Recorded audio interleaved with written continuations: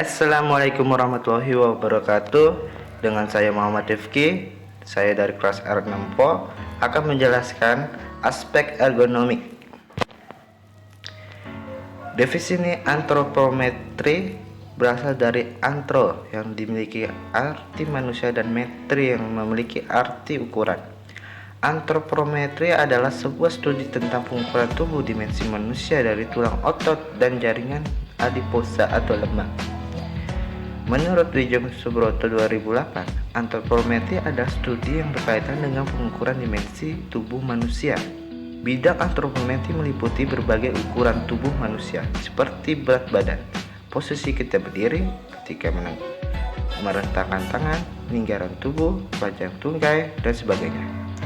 Data antropometri digunakan untuk berbagai keperluan, seperti perancangan satuan kerja, fasilitas kerja, dan desain produk, agar diperoleh ukuran-ukuran yang sesuai dan layak dengan dimensi anggota tubuh manusia yang akan menggunakannya. Ergonomik adalah faktor kenyamanan kerja, aspek-aspek penting yang perlu ditimbangan untuk menciptakan lingkungan kerja yang nyaman. Antara lain, aspek ergonomik adalah satuan kerja, pencahayaan, kualitas udara, gangguan suara, kesehatan dan keamanan kerja, kebiasaan kerja. Aspek ergonomik dari satuan kerja dari berbagai penelitian dilakukan oleh sejumlah ahli disimpulkan bahwa persoalan tentang kilau, glare, dan kontras lebih berpengaruh dibandingkan dengan keluhan yang disebabkan oleh arus iluminasi. Rancangan satuan kerja yang sesuai harus dapat menempatkan keyboard dan tempat duduk pada ketinggian yang tepat. Kondisi rancangan stasiun kerja yang baik dapat meningkatkan kinerja operator.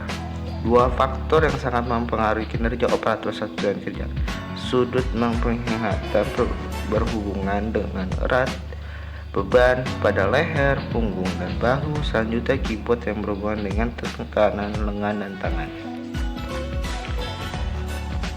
Selanjutnya, pencahayaan. Menghindarkan user dari pencahaya terang langsung atau pantulannya. Memperoleh keseimbangan antara kecerahan brightness layar, tampilan kecerahan yang ada di depan user.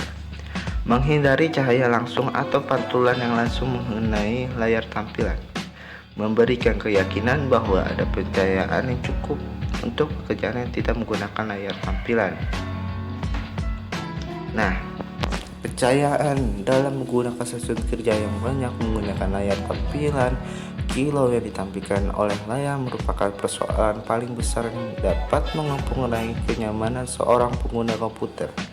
Salah satu cara menghindarinya adalah dengan memasang filter anti kilau. Selain itu, cahaya pun harus diatur sedemikian rupa untuk mencegah keluhan pada mata. Tujuan perancangan pencahayaan tempat layar tampilan diletak adalah untuk menghindari pengguna dari cahaya terang langsung atau pantulannya, memperoleh keseimbangan antara kecerahan dan pencerahan yang pada penggunanya.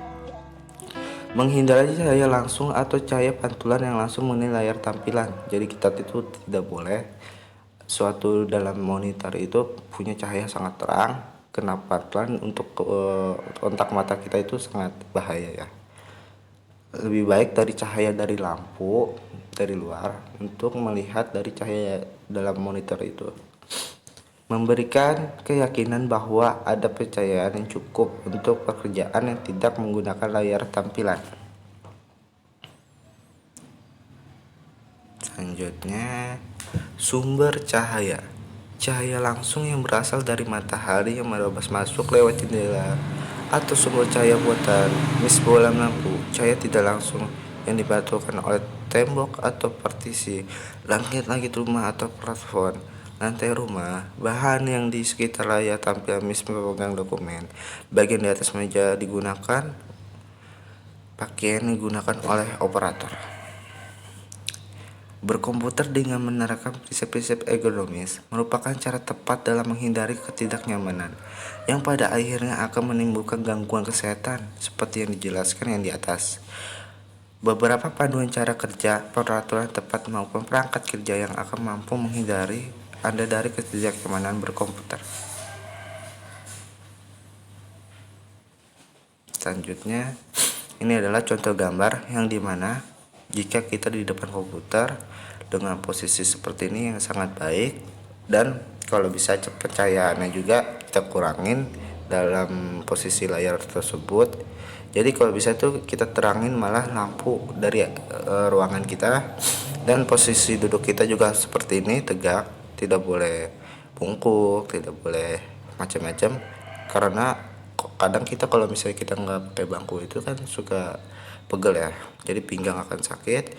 Dan lengan, posisi lengannya seperti ini lurus, dan posisi mata, nah ya, ini adalah contohnya. Dan selanjutnya kita lanjutkan. Pertama, pengaturan kontrol dan display.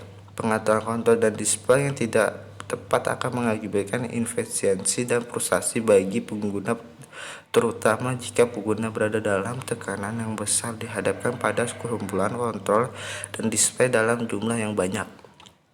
Fungsional yakni kontrol dan display diatur sebagai rupa sehingga terhubung secara fungsional antara satu dan lainnya.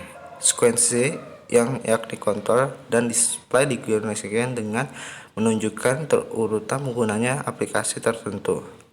Frekuensi yakni kontrol dan display ditempatkan sesuai dengan frekuensi penggunaannya, dengan fungsi yang paling sering digunakan diletakkan pada lokasi yang mudah diakses. Selain pengaturan kontrol dan display, keseluruhan interface harus diatur sedemikian rupanya sehingga tepat dengan posisi pengguna.